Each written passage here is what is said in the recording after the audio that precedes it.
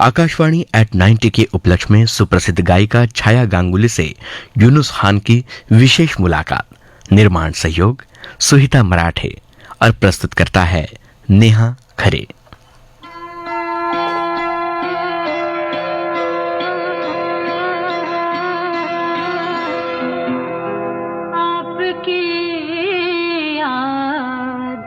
आती रही रात भर आपकी याद आती। दोस्तों नमस्कार, मैं आपका दोस्त यूनुस खान हूं और हम भाग्यशाली हैं कि हमारे साथ हैं जानी मानी पार्श्व गायिका और आकाशवाणी की हमारी पूर्व सहयोगी विदुषी छाया गांगुली। छाया जी, एक बार फिर से बहुत स्वागत करते हैं आपका। आपको भी नमस्कार और बहुत बहुत शुक्रिया फिर से मुझे मौका देने के लिए। ये हमारा सौभाग्य है। छाया जी, पिछली बार हमने राष्ट्रीय पुरस्कार प्राप्त आपकी गजल रात भर आपकी याद आती रही सुनने का लुत्फ उठाया था। एक बात बताइए, जयदेव जी को 3 बार नेशनल अवार्ड मिला था, है ना? जी, उन्हें रेशमा और शेरा, फिर गमन और अनकही के संगीत निर्देशन के लिए राष्ट्रीय पुरस्कार मिला था। क्या बात है। हाँ, और अनकही में तो पंडित भीमसेन जोशी जी ने भी गाया था। बिल्कुल, अनकही में उन्होंने वो गाया था रघुबर तुमको मेरी लाज। जी, बहुत अमोल पालेकर जी की फिल्म जी, थी। अमोल जी के। रेशमा और शेरा का गाना तू चंदा में चांदनी मांड पर आधारित एक कालजयी कॉम्पोजिशन है। वाह वाह। जिसे लता दीदी ने क्या खूबसूरती से निभाया है। लता दीदी अपनी शख्सियत को पीछे रखकर कलाकार की आवाज बन जाती थी। वाह वाह वाह वाह। वो इस तरह गाती थी कि हर संगीतकार की विशिष्ट शैली उनके गाने में स्पष्ट झलकती थी। सुंदर गाने का आपने चयन किया है और मुझे याद है कि ये बालकवि बैरागी जी की रचना है और अद्भुत गानों में इसका शुमार होता है। सुनते हैं। फिल्म का नाम है रेशमा और शेरा।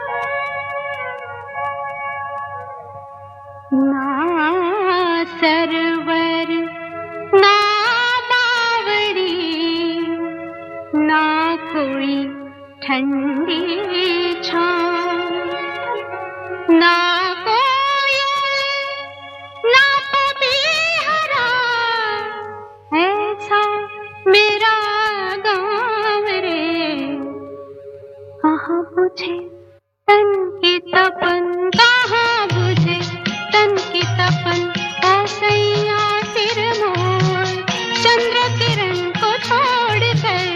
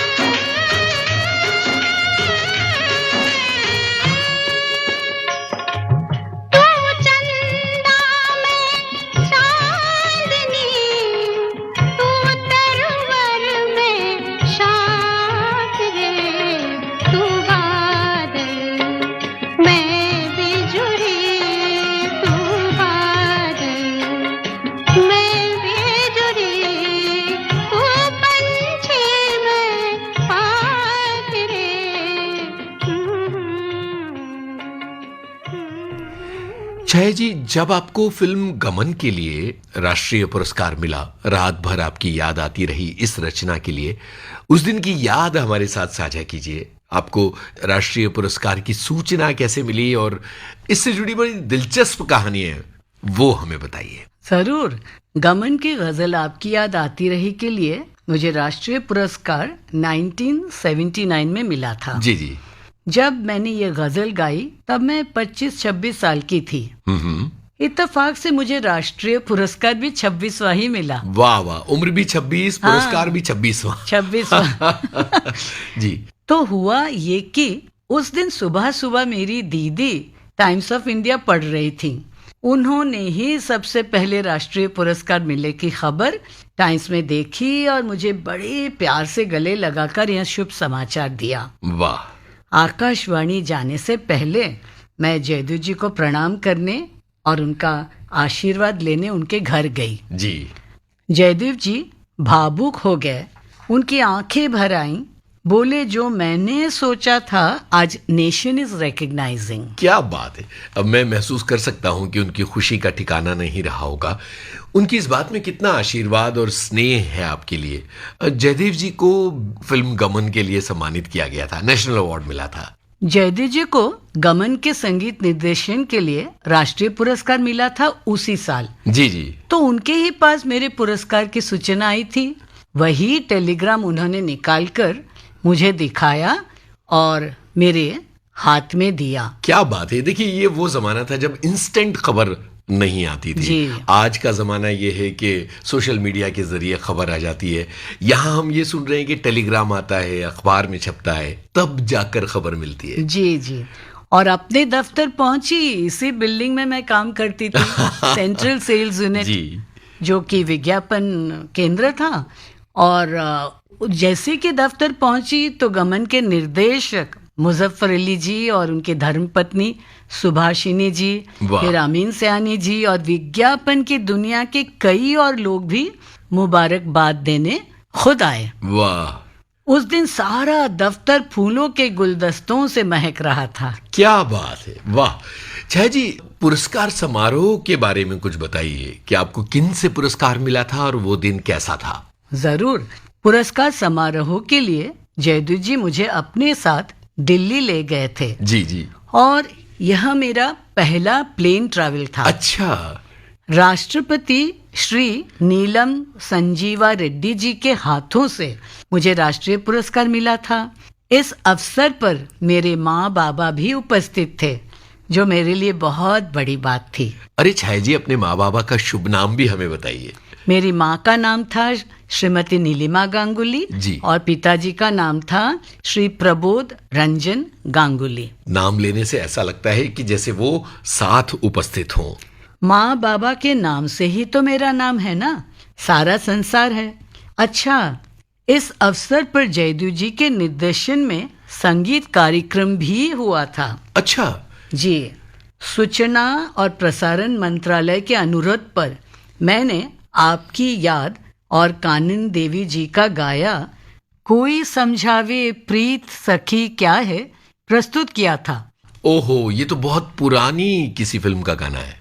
ये फिल्म लगन से था। जी। इस गीत के संगीतकार थे श्री आरसी बोराल, जिन्हें उस वर्ष दादा साहब फाल्के अवार्ड से सम्मानित किया गया था। क्या बात है। तो पुराने गानों के संगीत पर श्री जॉन डेविड जी की जबरदस्त पकड़ थी। उन्होंने ही मुझे आरसी बोराल जी की कॉम्पोजिशन सिखाई थी। जॉन दा से भी गिरिजादा ने ही मुझे मिलवाया था। और जयदेव जी की सलाह पर जॉन दा और तबला वादक श्री शरीफ भाई भी हमारे साथ इस कार्यक्रम के लिए दिल्ली गए थे। जी जी। सब होने के बाद हम जब स्टेज से उतरे तो देखा कि आरसी बोराल जी सबसे आगे की रो में बैठे थे। मशहूर फिल्मी हस्ती जूरी चेयरपर्सन चेतन आनंद जी और प्रिया राजवंश भी उसी रो में बैठे थे। उन्होंने भी बहुत स्नेहपूर्वक मेरे गाने की सराहना की। मैंने आरसी बोराल जी को प्रणाम किया। उनकी आंखें नम हो गई और वो बोले, माँ, जब तुम पैदा भी नहीं हुई थी तब मैंने ये गाना कंपोज किया था, तो तुमने ये गाना कैसे सीखा? गजब। तब मैंने उनको जौनदा से मिलाया, जो हमेशा से उनके बहुत बड़े भक्त थे। क्या बात है रायचंद बुराल साहब। अच्छा, गमन के बाद आपका संगीत सीखने का सफर कैसा रहा, इस बारे में कुछ बताइए। ऐसा हुआ यूनुस जी, गमन फिल्म के बाद से मैंने विदुषी मधुरानी जी से विधिवत तालीम ली। जी। मधुरानी दीदी को भी मैंने पहली बार जयदू जी के घर पर ही सुना था। जी। मधुरानी दीदी से सीखने की शुरुआत मेरी संगीत यात्रा का एक अहम मोड़ था। जी। उन्होंने असीम धैर्य के साथ मुझे बहुत रियाज कराया। किन बातों पर ध्यान देना है और क्या नहीं करना चाहिए, इस पर बहुत जोर देती थीं। रियाज कराते वक्त हमेशा समझाती थीं कि गाने में सुरीलापन और तासीर पैदा होनी चाहिए। उन्होंने ही मेरी संगीत साधना को दिशा दी। उनका आभार प्रकट करने के लिए मेरे पास शब्द नहीं है। उर्दू शायरी की गहरी समझ के साथ शास्त्रीय संगीत की रूहानियत पर पकड़ उनकी गजल गायकी की विशिष्टता है, जी, जो उनकी कॉम्पोजिशंस में भी झलकती है। बेशक। तो छाया जी, अब मुझे लगता है कि चूंकि उनका जिक्र हुआ है तो वो गजल सुनते हैं। लाई हयात आए कज़ा ले चली चले। ये राग मारवा पर आधारित है। वाह वाह वाह। ज़ौक़ साहब की गजल सुनिए। राग मारवा में जो सोज है, दर्द है, वो बड़ा उभर उभर कर आता है। सूर्य अस्त हो डूबने रहा का है। समय, अस्त हो रहा है, तो देखिए उसका जो ऋषभ लगता है, उसकी फीलिंग आती है। क्या बात है, सुनते हैं।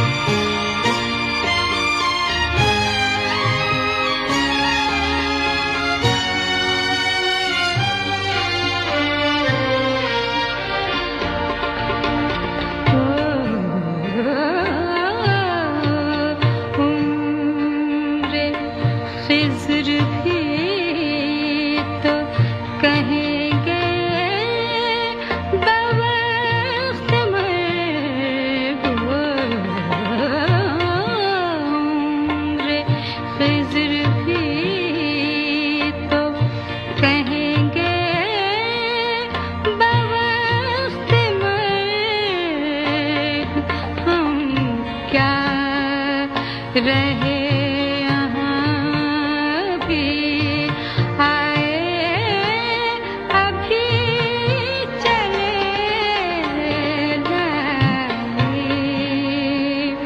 हयात आए खजाने चली चले लाए हयात आए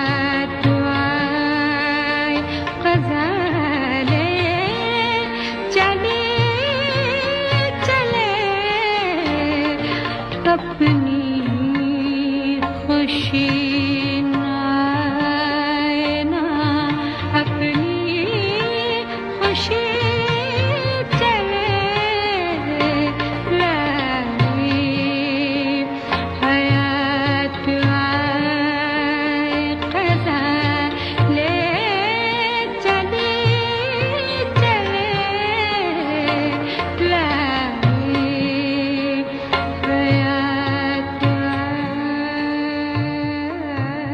चाहे जी आपने तो डॉक्टर अशोक रानाडे से भी सीखा था, है ना? जी यूनुस जी, मैंने सुविख्यात म्यूजिकोलॉजिस्ट डॉक्टर अशोक रानाडे के मार्गदर्शन में पारंपरिक ठुमरी पर शोध किया था और उनसे कुछ पारंपरिक उपशास्त्रीय बंदिशें भी सीखी। क्या बात है। एक एल्बम सावन के लिए उन्होंने मुझसे एक बंगला टप्पा गवाया था, वो श्रोताओं को सुनाना अरे चाहूंगी। जरूर। छाया जी, उस गाने के बोल क्या हैं? বরষে ঘন ঘন ঘন কেন গরজে वाह তৃষায় চাতকি মরে শোনো শোনো শোনো वाह। মিলন সময় নিকট হইলে বিরহ অনল আরো অধিক জলে তৃষায় বাড়িছে বাড়ি আনো आनो आनो। क्या बात है। तो आप इसका हिंदी अनुवाद जरा मैं हमारे प्रयास श्रोता करता को हूँ। बता दीजिए। घन बरसे झरझर घनन घनन क्यों गरज रहे बादल, बढ़ती ही जाए तृष्णा चातक की, मिलन का समय अब निकट ही, पर धधक उठा विरह का दावानल, चाहे जल वृष्टि हो और क्या बात है यूनुस जी। বরষে ঘন ঘন ঘন কেন গরজে বরষে ঘন ঘন ঘন কেন গরজে বরষে ঘন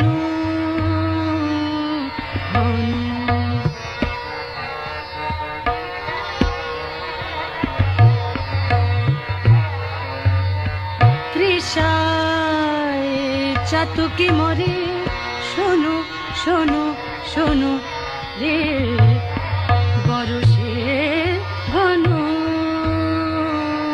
ঘন ঘন কেন গরজে বরষে ঘন ঘন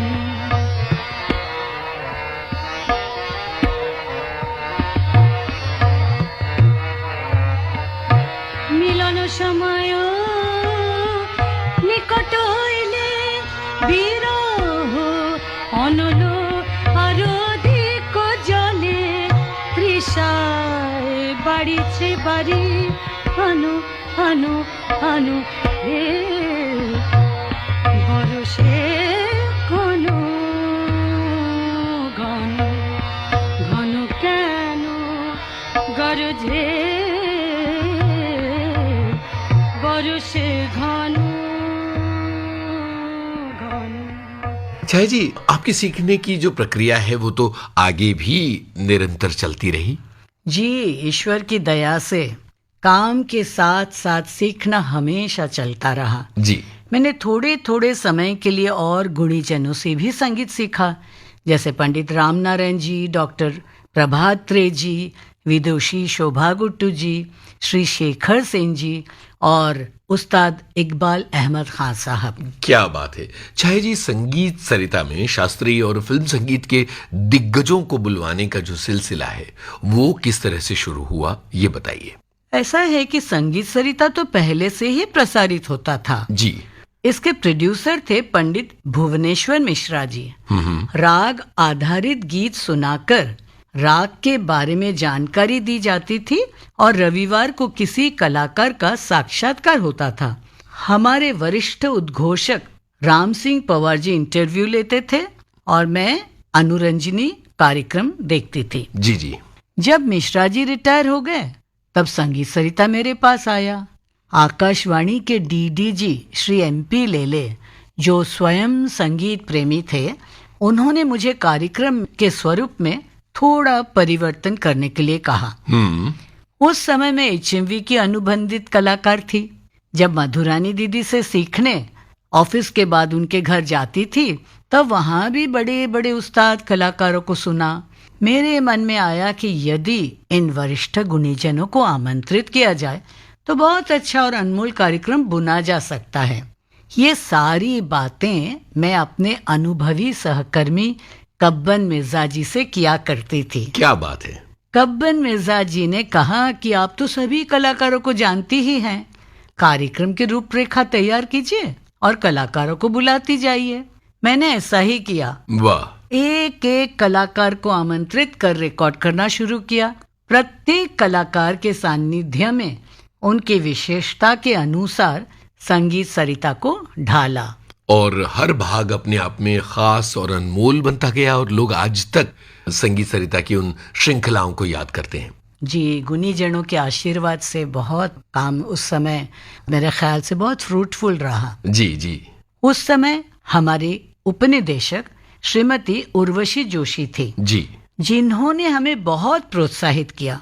शुरू में मुंबई में बसे वरिष्ठ कलाकारों को आमंत्रित किया, जी। जैसे बेगम परवीन सुल्ताना, पंडित दिनकर कायकिनी, पंडित रमेश नाडकर्णी, पंडित रघुनाथ सेठ, उस्ताद अब्दुल हलीम जाफर खां, डॉक्टर विद्याधर व्यास, पंडित अजय चक्रवर्ती। फिर कुछ रिकॉर्डिंग्स अन्य केंद्रों से भी मंगवाई गई, जैसे पंडित ब्रिजभूषण काबरा अहमदाबाद से, जी। पंडित अमरनाथ जी दिल्ली से, विदुषी वीणा सहस्त्रबुद्धे पुणे से। वाह वाह वाह। फिर जब श्रीमती विजयलक्ष्मी छाबरा हमारी उपनिदेशक नियुक्त हुई, तब हमने भारत के हर कोने से कलाकारों को विविध भारती मुंबई में आमंत्रित करना आरंभ किया। जी। श्रीमती छाबरा के कुशल नेतृत्व में जब कलाकारों के आने जाने का खर्च उठाने की सुविधा मिली, तो यह सब संभव हुआ। उस्ताद अमजद अली खां साहब को दिल्ली से और डॉक्टर N राजम जी को वाराणसी से बुलाकर हम सहजता से श्रृंखला रिकॉर्ड कर सके। वाह वाह वाह। तो छाया जी, यहाँ उसी में से कुछ अनमोल रचना सुनने की बारी है। जरूर। उस्ताद अमजद अली खां साहब हम सुनाएंगे सरोद पर वैष्णव जन तो। क्या बात है, जी। सुनते हैं।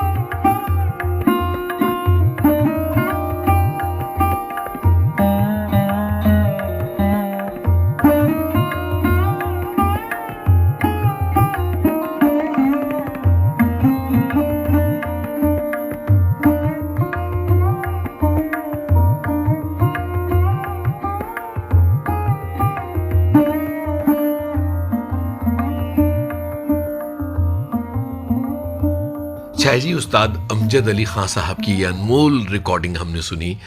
ये संगीत सरिता की एक श्रृंखला से थी, सरोद और उसकी गायकी। जी। इसी तरह से विदुषी एन राजम की एक शानदार श्रृंखला थी, उसमें से कुछ सुनवाया जाए? जरूर, वायलिन और उसकी गायकी। क्या शानदार उन्होंने श्रृंखला। खास जी। बनारस से आके हमारे लिए 8 एपिसोड्स रिकॉर्ड किए थे जी और उसमें से कुछ अंश हम सुनाते हैं हमारे श्रोताओं को। जरूर।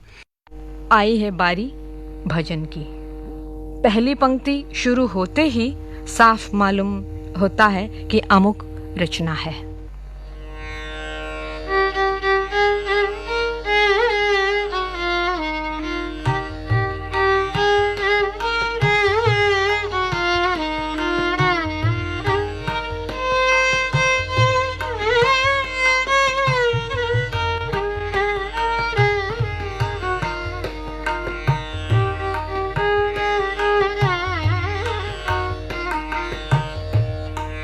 समझ में आ गया होगा कि कौन सी बंदिश बजी। अब महाराष्ट्र का नाट्य संगीत है।